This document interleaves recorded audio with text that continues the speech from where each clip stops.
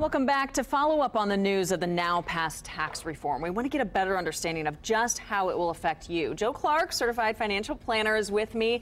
Let's get right into this, Joe. What are the biggest changes that are affecting the average family watching us this morning? Sure. There's a lot that's going on in a lot of places. And a year ago, when we did the What Should Your New Year's Resolution Be, I told Phil at that time, your number one goal should be to get to know your 1040. Now, this is a fire drill. We know real things are happening, and you need to pull out your 1040, go to the third page. It's called Schedule A. That's where you'll figure out whether you itemize or whether you take the standard deduction. What's happening for all of us, Drew, is that the standard deduction is doubling, which means for many of you that are listening to this show, you will probably never itemize again. When I look at our client base, the average married couple has itemized deductions of about $18,600. That's usually made up with state taxes, mortgage interest, and charitable contributions. Well, the new standard deduction for married filing jointly is now $24,000. So about half of my client base that's used to itemizing will never do it again. That means you need to pull ahead those deductions. So we're encouraging people to go to their churches, their universities, wherever they write their charitable checks. I would suggest you write in December of this year what you're going to pay for next year if you are able to itemize. Okay. Secondly, miscellaneous deductions. Now, they're limited to being above 2% of your adjusted gross income, so a lot of people aren't able to use them. But in cases of your CPA, people like me that manage money for a living, our fees have been deductible. That miscellaneous is totally gone, right? Out of there. Okay. The other thing that you can do, you can't prepay state taxes, but you might want to consider going to the courthouse and prepaying your property taxes this year.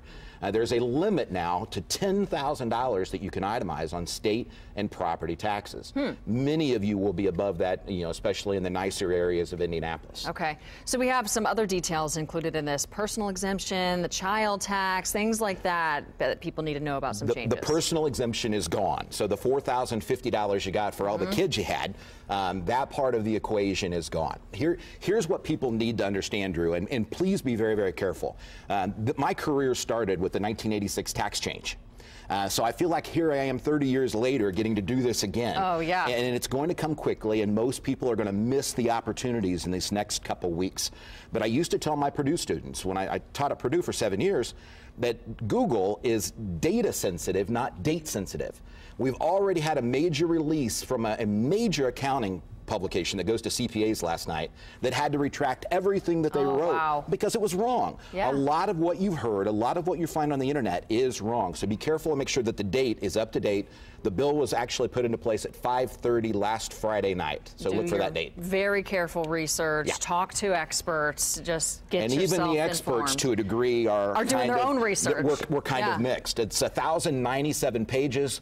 I read it over the weekend. It's a fun life. Oh, yeah. This is a fire drill, my friends, and you're really going to miss some things if you don't take advantage of the next 8 to 10 days. Good heads up and warning. Joe, thank you so much for your time. You're absolutely welcome. Have a Merry Christmas. You too. Thanks so much.